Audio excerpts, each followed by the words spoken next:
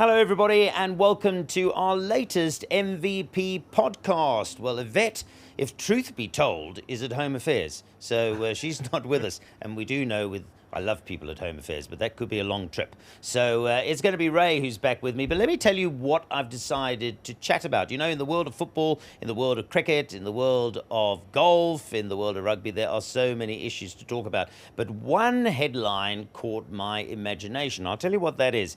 It was the announcement that for the Ryder Cup 2027, which is going to be played in Ireland at Limerick, Luke Donald has been named European team captain. Perhaps no surprise, but he's now on for a three-peat, which has never happened before. So let's talk a little bit with Ray about leadership and also what Luke Donald has done as a start, because it's incredible. With all due respect to Europe, they're always the underdog against America. Yeah. So what he's already achieved is remarkable. Were you surprised to see him now being given the vote to try and make it three? Not really. Not really, because of how he got selected the first time around. I think there was just an implicit trust in the fact that we needed to get someone in who knows how to play, but also knows how to get the team going. Obviously, Europe had been a bit under a cloud of Ryder Cup failures in recent years. So him coming in, him being selected, and winning those first two, I think last year's one was particularly surprising for a lot of people because they thought Team USA would come in strong. But Team Europe are going great guns, and if it's not broke, why try to fix it? Yeah, it's at County Adair Manor is where they're Adair playing, Manor. which is in Limerick in Ireland, which automatically you and I said, well, you got Rory McIlroy and Shane Lowry, who are two Irishmen within that team. Yeah. So it was always going to be a home team situation in Europe. But the fact that it's in Ireland, I mean, a McIlroy is really the talisman, right? Extra impetus on him. I think, well, they'll try and take the shine off of him, but you can't really. It's Ireland. It's very close to where he started playing golf as well. So for him and Shane Lowry, I think it's a massive opportunity. I mean, they all want to make history. They want to get Team Europe sort of even in the scores when it comes to Ryder Cup history. I expect both teams to be very motivated, but there's nothing like Team Europe's momentum right now. All their top golfers are in peak form, and I expect them to find a way to carry on even next year.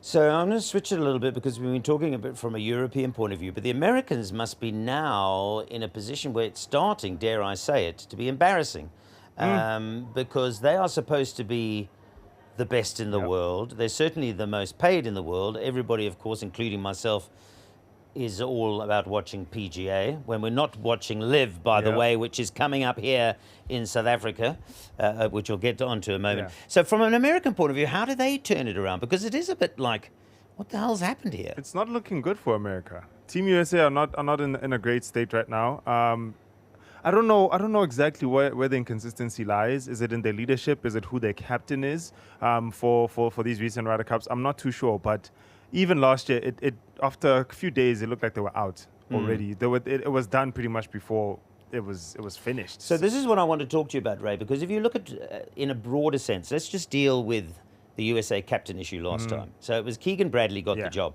but we all know that it was a olive branch given to him because he got stitched up the previous thing, and there was, of course, there was plenty of full swing coverage on that, how he got stitched up and so forth. So he was between a rock and a hard place, right? He got given this olive branch, but it was almost a bit of a poisoned chalice. So coming back to your point, maybe they need to reset. How they do that, I don't know, and look at their whole decision processes. Who's captain? Who's on the team? Yep. Because it does seem sometimes there's space for mates. It feels like there's a bit of cronyism, which isn't right, especially when you're going for something so significant and you're competing in different parts of either the US or Europe. And considering the way Team Europe just seems so united, even though these are guys competing in different competitions, some of them PGA, some of them are LIV, but when they get together and it's time for them to win something for the continent, they really turn up. For the US, in the last sort of 10 years, there's sort of been a decline in leadership standards amongst their captains, which maybe it's showing itself out now. But in Europe terms, the best golfers right now are based in Europe. So I'm not surprised that they're dominating, but I'm surprised that the US is as terrible as they are right now. So I think you've hit the nail on the head, because it's about being a team, right? And I've looked at the Americans even before, and Tiger, as good as a golfer as he was no question the best golfer on the planet, but he never fitted into the team ethic, because understandably it was all about Tiger. Yep. He didn't get on with Mickelson, you know. So when you're playing, it's like you and I being the best presenters at SuperSport, but we don't like each other, so we can't be on the same podcast. It's like, what is that?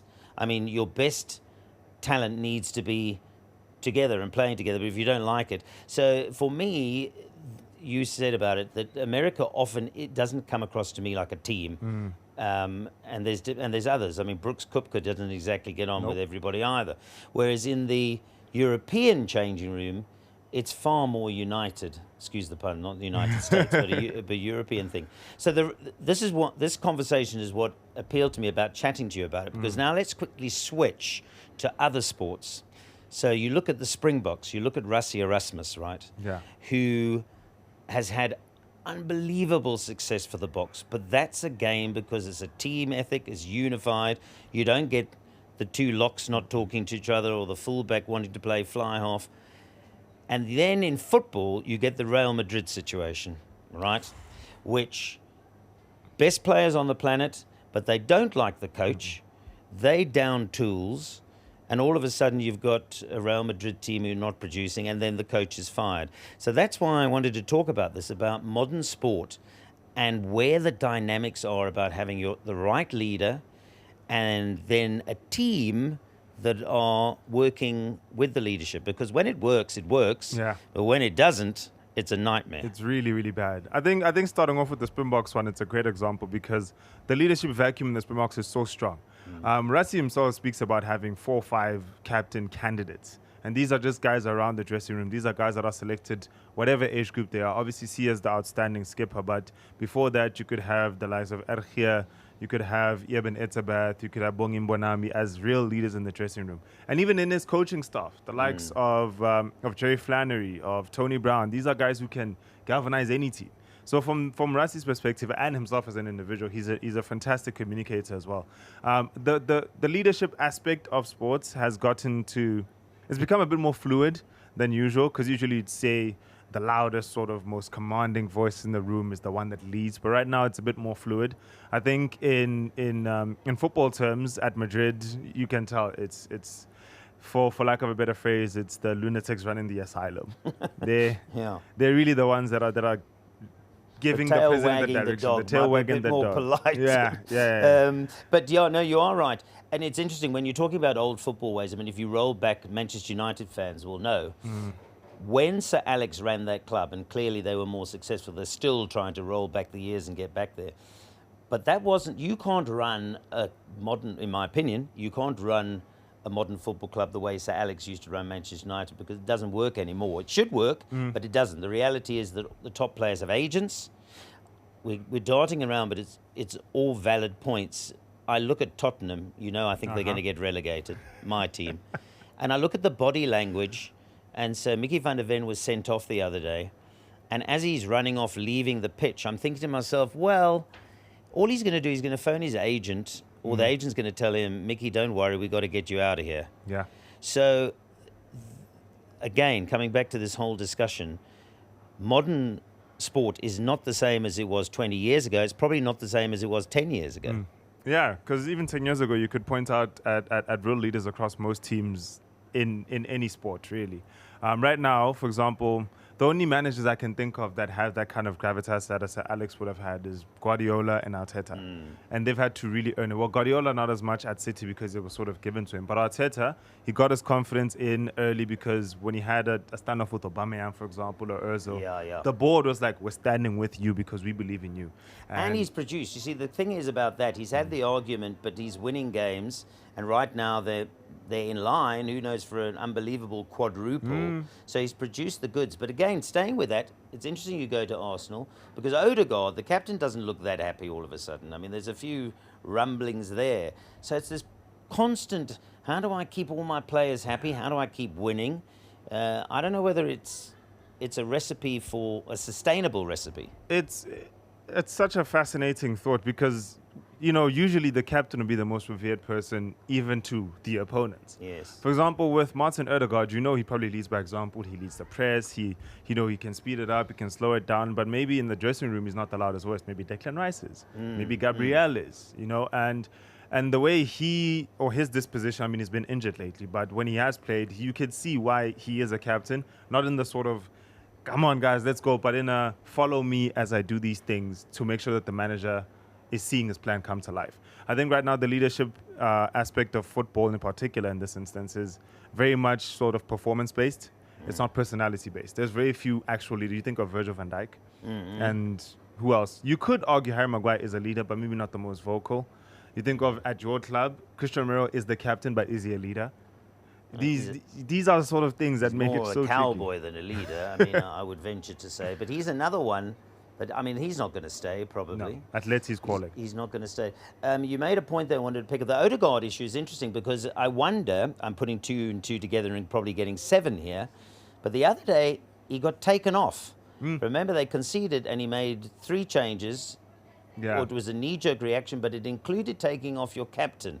Now, it might have been the right decision. It proved it wasn't. They didn't win the game, did they? They drew. They drew. But now you're the captain thinking, okay, I got taken off here. We haven't won the game. What happens to a captain's ego in that situation? Can you swallow that? Maybe that's where he's now asked around and said, I don't know, was that the smartest thing to do from a coach's point of view? Or do you think it doesn't care because I've got multiple potential captains here? That's the question. You've got multiple captains, like you said, your Declan Rice's, your Gabriels and all these guys.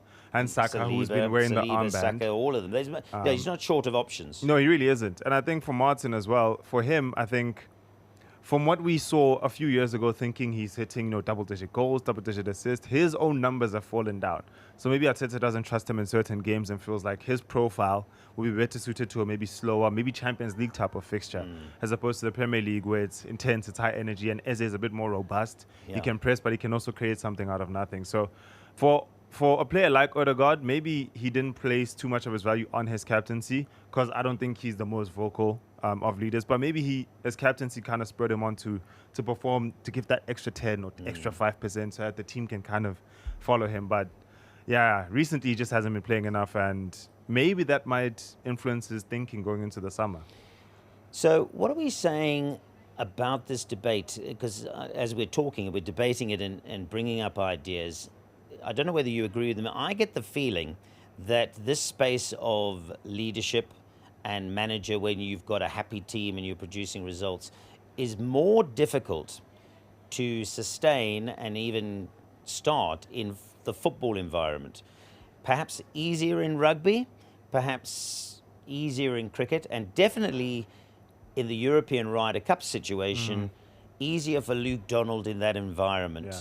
But then I'm thinking to myself, well, why should that be? Is it something about football egos? Is it about who's getting paid what? Because why is it then that this European Ryder Cup team is so bonded? Well, we can't really use the money argument because golfers get huge amounts of money for. Well, exactly. For McIlroy's. Well, he didn't go to LIV, so John Rahm's probably the man making the most money. But it's not like he's making small amounts of money. He's not struggling. He's not going to the piggy bank, let's say. Yeah. I think for Team Europe, especially in the Ryder Cup situation, I think there's no egos, or even if there are, they're all sort of spurring each other on to do better, to perform for Team Europe, because I think historically they know that Team Europe and Team USA have always kind of been night and day in terms of the difference in quality. So now they see themselves in the ascendancy. They're led by a man who's a calming presence, but who also knows how to, give a bit of praise here, put an arm around the shoulder in Luke Donald's case. So I think they have a great balance of players who know who they are, but crucially, they know not to get carried away with any kind of positive or negative criticism that they receive. I'm trying to remember that Ryder Cup victory because, probably because I was born in the UK, I've always had an inkling naturally to favour the Europeans. But of course, they dominated day one, day two. But then the wheels very nearly came off in the head-to-heads. Yeah. And there was one guy who held it all together. Wasn't Lowry? It was somebody who hadn't been particularly playing well. I'm trying to remember who it was. But the rallying around, because they were falling apart. It looked Yeah. at one stage where it could be the most infamous loss of all times. Yeah. But you're right, there's something about a team thing. And then when I compare it, I wonder if the Americans would have been the same. You get the feeling that 3 or 4 of them would have said, well, that guy shouldn't have been on the team, and who chose this guy, and why is Keegan Bradley the captain? Yeah. You know, A lot of he should finger-pointing. have been a player captain.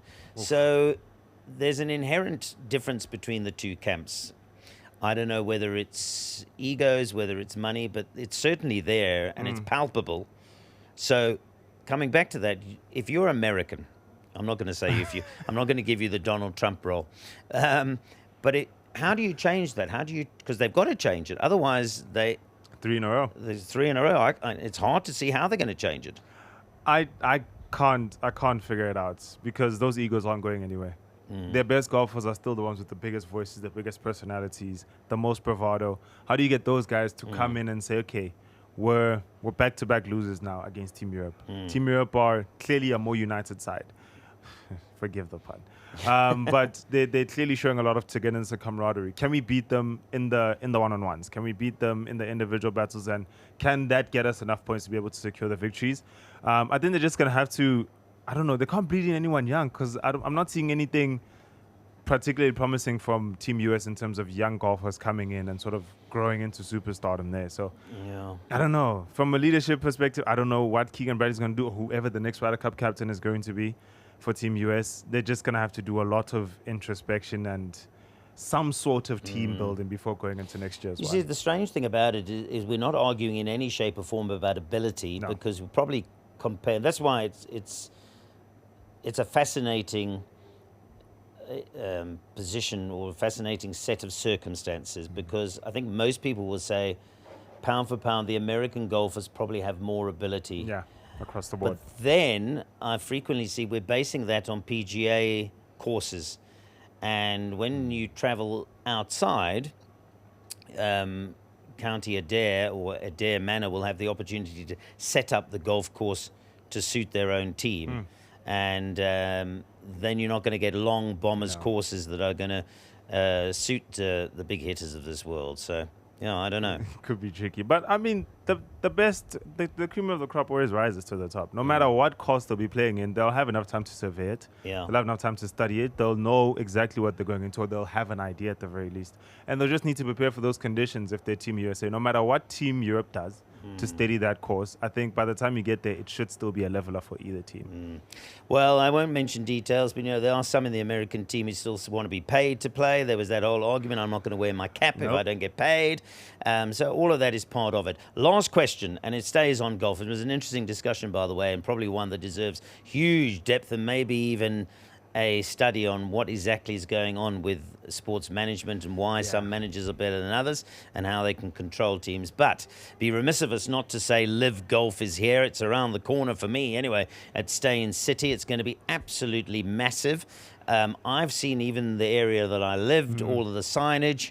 I think this is probably going to be one of the biggest, if not the biggest events that we've ever seen in South Africa. I would imagine so. It's 4 days of epic golfing action, some of the best talent the country has to offer.